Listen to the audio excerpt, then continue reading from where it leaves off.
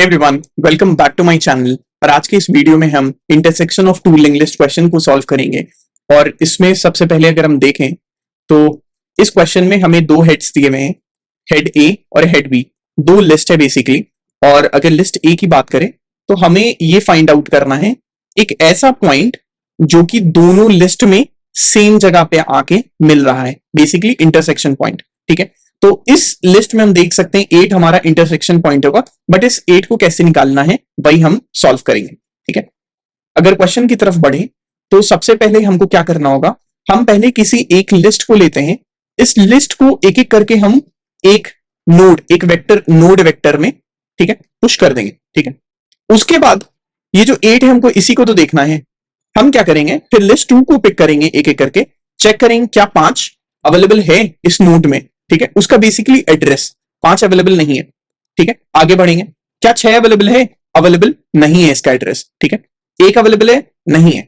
8 पे जब आएंगे तो यस, 8 का एड्रेस और 8 का जो एड्रेस होगा वो लिस्ट 1 में भी सेम है और 8 का एड्रेस लिस्ट 2 में भी सेम है। ठीक है, तो जब हम इस 8 को नोट्स में फाइंड करेंगे तो हमें मिल जाएगा कि हाँ ये अवेलेबल है। और जैसे ये अवेलेबल मिल जाएगा हम क्या करेंगे, सिंपली इस नोड को रिटर्न कर देंगे। ठीक है, आते हैं क्वेश्चन की तरफ, एक एक करके हम सॉल्व करते हैं। ठीक,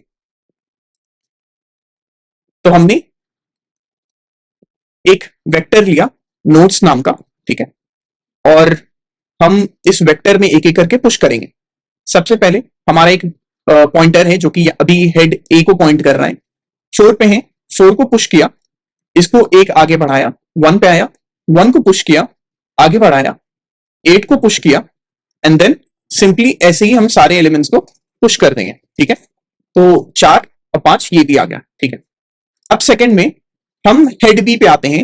हेड बी पे हमारा एक ये हेड बी है। ठीक है, हम राइट साइड में एक एक करके आइटरेट करेंगे और हमें चेक करना है, हर एक नोड को चेक करना है कि क्या ये नोड अवेलेबल है इसमें, और अगर इसमें अवेलेबल होगा, ठीक है, ये 5 एलिमेंट जो है अगर इस नोड्स वेक्टर में अवेलेबल होगा तो हम सिंपली उस नोड को रिटर्न कर देंगे। ठीक है, एक लूप लेते हैं। इस लूप में हम तब तक इसको आइटरेट करवाएंगे जब तक हमारा ये जो हेड बी है ये नल तक ना पहुंच जाए। ठीक है, अब क्या होगा, हम चेक कर रहे हैं, हमको चेक करना है। ठीक है, हेड बी कहां पे है, हमारा 5 पे। ये 5 क्या अवेलेबल है नोड्स में, देखो। तो हमें फाइंड करने के लिए हमारे पास जो हमने वेक्टर बनाया था नोड्स डॉट काउंट करेंगे। ठीक है, और इसका इसमें हेड बी पास करेंगे। अगर हेड बी अवेलेबल होगा इसमें, ठीक है, तो काउंट 1 हो जाएगा। तो अगर 5 एलिमेंट की देखें तो क्या 5 अवेलेबल है, हाँ 5 अवेलेबल है, बट ये जो 5 का एड्रेस होगा वो तो डिफरेंट है ना, वो इंटरसेक्शन पॉइंट पे नहीं है। तो यहां पे फिर भी ये 0 ही रिटर्न करेगा। ठीक है, क्योंकि अगर ये 0, अगर ये ट्रू रिटर्न कर देता, ठीक है, अगर एड्रेस भी सेम होता तो हम सिंपली यहां पे क्या करते, इस नोड को, हेड बी जो नोड है इसको रिटर्न कर देते। बट क्योंकि अभी 0 रिटर्न करेगा तो हम क्या करेंगे, हेड बी को एक स्टेप आगे बढ़ा देंगे। ठीक है, हेड बी भैया तुम आगे बढ़ जाओ।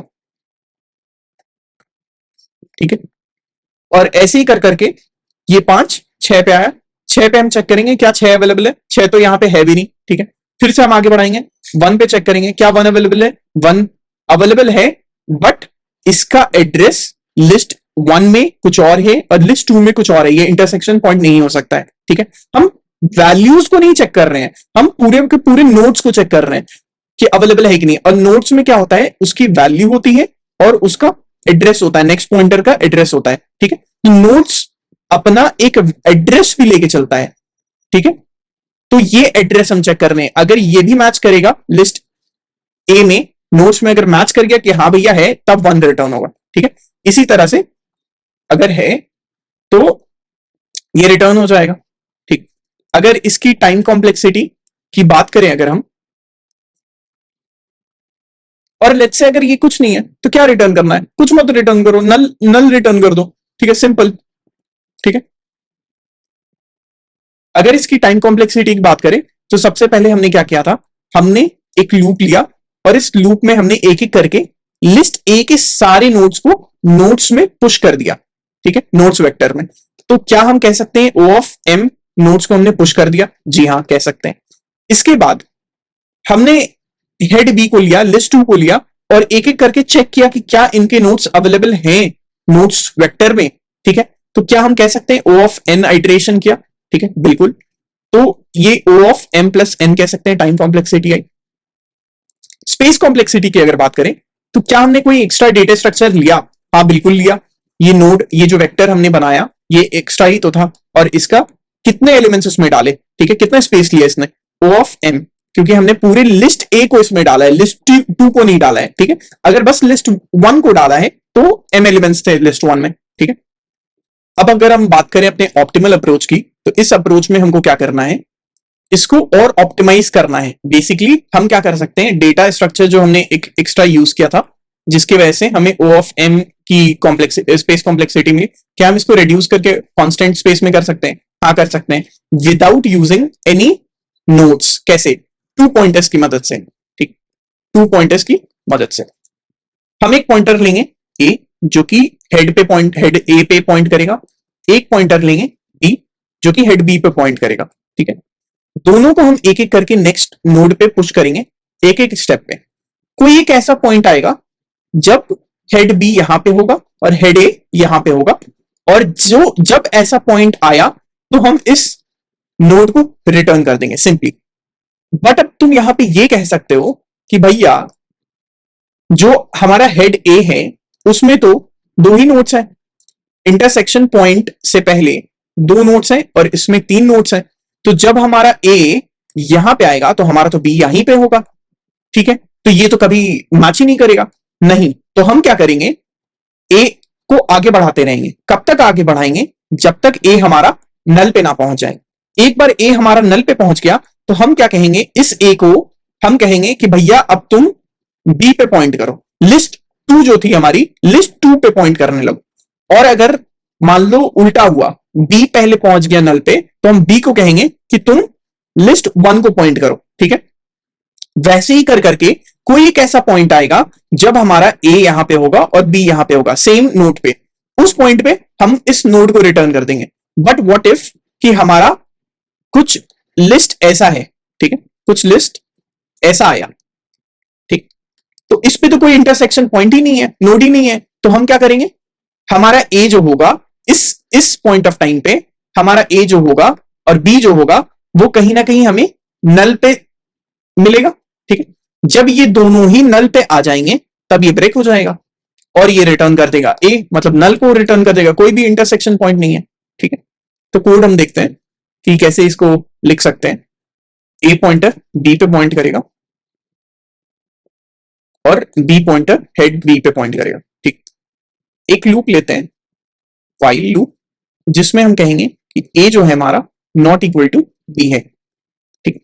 तब तक हम आइटरेट करते रहेंगे जब तक ए और बी दोनों सेम ना हो जाए। अब इफ हमारा जो ए है, हम चेक करेंगे क्या हमारा ए नल पॉइंटर पे पहुंच गया है। अगर ये नल पे नहीं पहुंचा है तो सिंपली आगे बढ़ाते रहो ए को, ठीक है, नेक्स्ट नोड पे डालते रहो।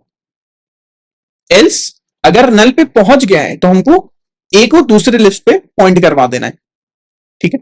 ए को हेड बी पे सिंपली पॉइंट करवा दो, और सेम वाइस वर्सा करेंगे बी के साथ भी। अगर बी नल पे नहीं पहुंचा है अभी तक तो बी को नेक्स्ट तक पहुंचाते रहो, ठीक है।